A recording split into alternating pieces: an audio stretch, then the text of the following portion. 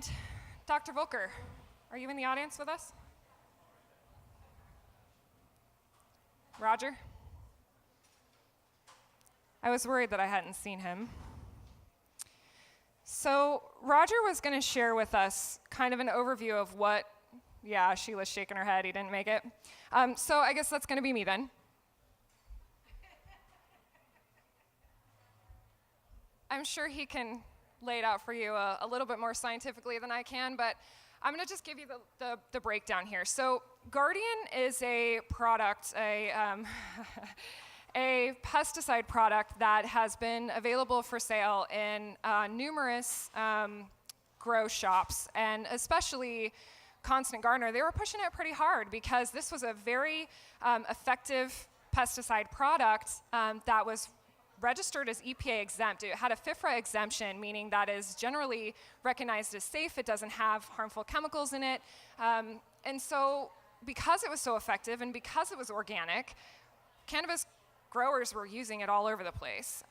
And so we had a few clients here and there bring us products to test, and we kept finding abamectin, which is an EPA-registered, pretty nasty compound. It's actually considered a pan-bad actor, which means that, it's considered a pan-bad actor for its acute toxicity to humans, meaning, you should be careful when you use it, and there's very strict tolerances on how much can be remaining in the products that you consume. And so as we had these clients, as we were finding this product, this abamectin, in these products for our clients, they kept coming back to us and saying, there's no way, you guys are wrong, you have to be wrong, your data's messed up, we're organic, we only use Guardian.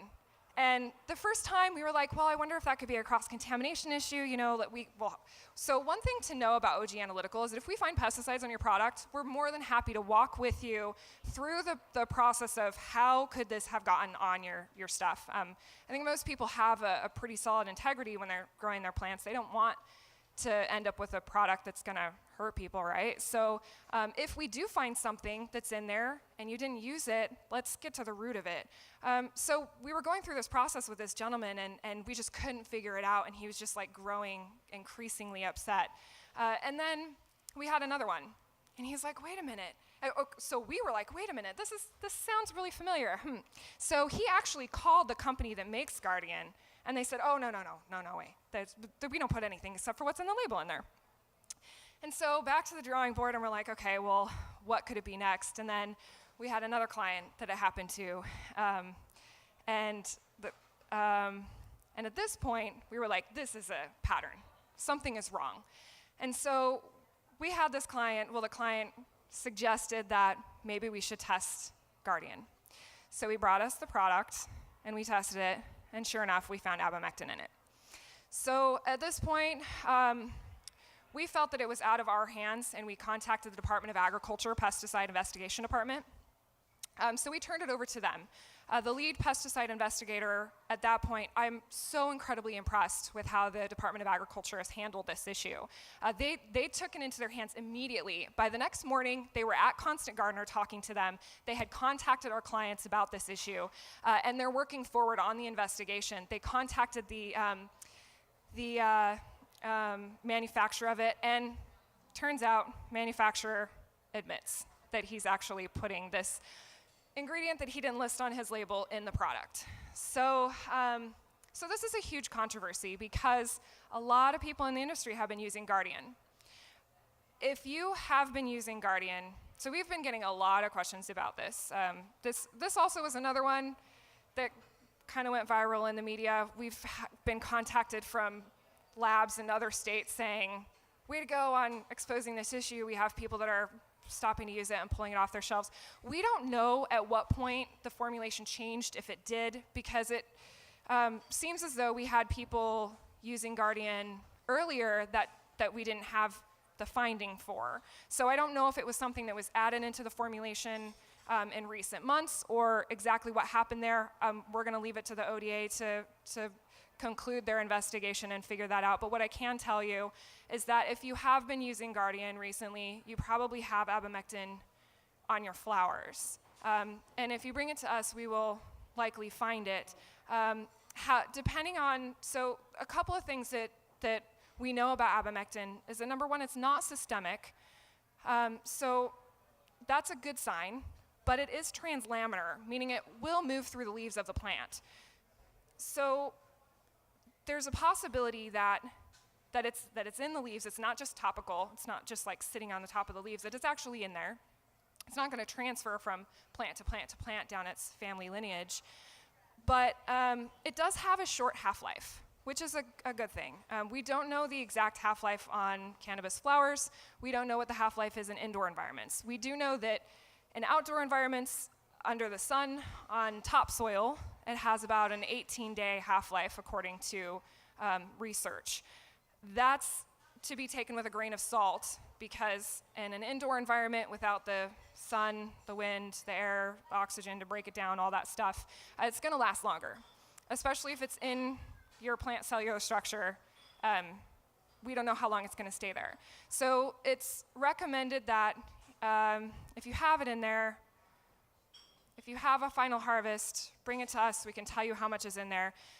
The state does not currently require us to test for abamectin. Not every lab you take your product to is going to be able to tell you if it's in there or not. We do test for it. It's part of our routine pesticide screen. So we've had a lot of questions recently from folks that just started a new grow. Their plants are still in veg, and they've been using Guardian, and they're curious to know, is it going to still be in their flower if they stop using it now and then harvest their plants? We don't have the answer for that. Unfortunately, there's not enough research around this topic to know if it's going to last from vegetative, if you sprayed in vegetative state, or how long you sprayed it through your bloom. We don't know. So the best you can do at this point is to stop using it first, find another solution, and then if you choose to continue that harvest, bring it to us and we'll test it for you, and we'll let you know if it's there.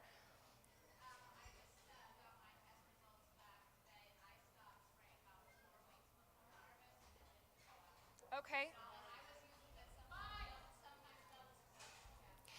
That's great information. So she's saying that you were using it, you stopped using it 4 weeks ago?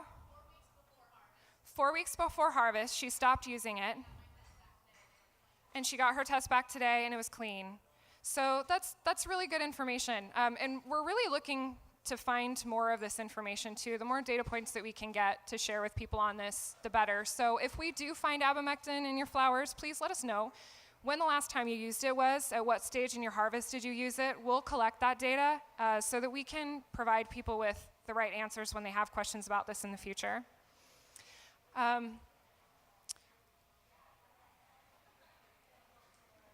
anyone else have any, I think that's about all I can cover from my end at this time. Does anyone else have any questions for me on our side of the issue? The ODA is still pursuing the investigation. It is an active, ongoing investigation. I don't have any updates for you at this time, but I do know that that Guardian has been pulled off the shelves at almost every grow shop. The company is pretty much on hold. Their Facebook was shut down. Their website was shut down. They are no longer operational at this point. And Erika from Constant Gardener is going to talk a little bit about it from their perspective as well. So welcome up.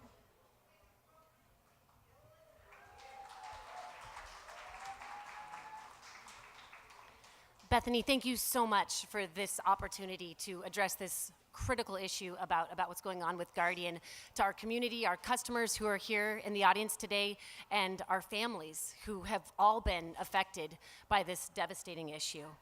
There's a nation of retailers, gardeners, and consultants who have been using this product with the understanding that it was safe, natural, and 25B compliant.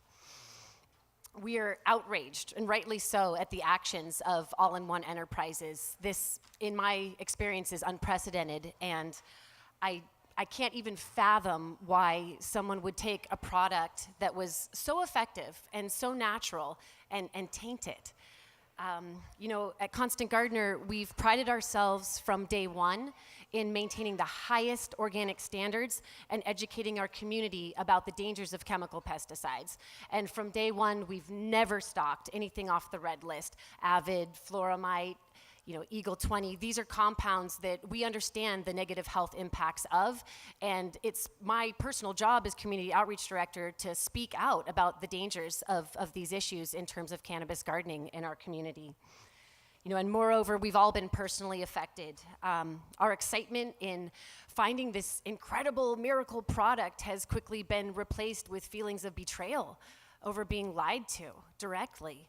And we've personally consumed flowers that have been sprayed with Guardian. Our children have eaten food that we've sprayed with Guardian. I can't tell you how overwhelmingly outraged we are. And we've launched a full-fledged outreach campaign here and throughout the state and the West Coast and literally the nation through social media to make sure we can inform everybody about what's going on here. From Instagram to Facebook, and like Bethany said, it literally went viral overnight. And I am so grateful to social media for pushing this message as far and as fast as it has. This is dangerous, this is scary, and people need to know about it. We've also worked hand in hand with Bethany and Roger since they uncovered this issue, and we're working to directly contact any customers we have phone numbers on hand for, all of our community partners, any dispensaries, other Oregon retail stores that we are in partnership with so that they're aware of this issue. So what I'd really like to ask you help on tonight is to help spread the word about this issue. There is Guardian in abundance circulating throughout the gardens in our community and nationwide. So I can't speak for other retailers in Eugene, but what Constant Gardener is offering is full in-store credit.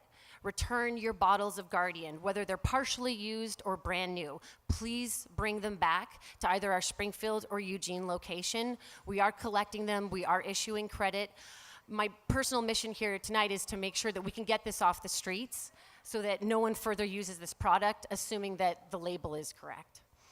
In the meantime, we've been doing damage control, picking up the pieces, and actively searching new products that we can recommend that will be safe. And we understand that there's going to be a lot of cynicism moving forward about 25B compliant products, about organic, natural products. But we vow to you that we're going to do our best to research and find replacements for the Guardian. And the silver lining that I can see over this entire debacle is that it's held the mirror up for all of us about how fallible our state and federal standards are. And were it not for OG Analytical's dedication to raising the bar, thank you, on testing standards, I mean, this may have gone undetected for who knows how much longer. What I'm most proud of today, 2016, is that finally we live in a world where there are good people, great people actively seeking the truth. And while it takes time, information takes time to accrue, the truth will come out. And I want to thank all of you for coming out here tonight. We're at the booth, Oregon's Constant Gardener. If you have any lingering questions about this, don't hesitate to come to the booth tonight. We'll be here till 9:30. Come to either our Springfield or Eugene store, and we can all work together through this devastating issue. Thank you so much.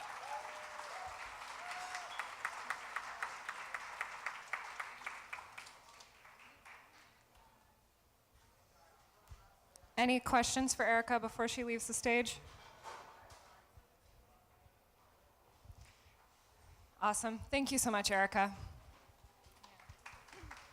This is another one of those situations where I feel really grateful to have the collaborative energy in our industry where we have a grow shop right down the street from us that is so active in our industry that they're willing to work with us and they're willing to look to us as a resource, and we can look to them as a resource as well. We can count on Constant Gardener to really take these issues seriously and to make sure that everyone in our community has the appropriate information and the right products to use to do this right and to keep our consumers safe. So I have mad appreciation for Constant Gardener for their work in that effort. We wrapped it up pretty early tonight, actually. It seems like we usually run over. Not as many questions, I guess. So I want to put this up here. If you guys have any questions at any time about anything we talked about tonight, about our testing services, about the industry, we're happy to be a resource for you. We're a part of the community. We're a part of your community. Look to us as a resource. We're here. Contact information is up there. It's also on our website. Feel free to reach out. Video footage is available. We've typically had 2 different cameramen filming our events. David Raymond was not able to make it out tonight, but we do still have Joshua Parker from Stardog Botanicals is here. His camera's back there. These guys have both been posting their videos to their websites. I also just posted a link from our Facebook page tonight for the healthorganics.com link for Cannabis Science Pub. Great videos on there. He's got a link into the audio for this, so the sound is really good as well. Take a moment to check those out if you want refreshers on any of this information. It usually takes him a little bit of time to get those posted up, but he does have some from our previous sessions up there. Big thank you to Josh and David for their work in making this publicly available information. Well, that concludes our session for tonight. Hopefully, we've left you plenty enough time to mingle, network, ask questions. There's a lot of you here, so say hi to your neighbor and say hi to us. Thank you so much for coming tonight. We hope to see you at our next month's session, February 23rd, and the topic is going to be on genetics. I have Dr. Mowgli Holmes from Phylos Bioscience coming to share with us the information about the Phylos Bioscience Cannabis Genome Project, so be sure not to miss it. We'll see you next month. Thanks, everyone.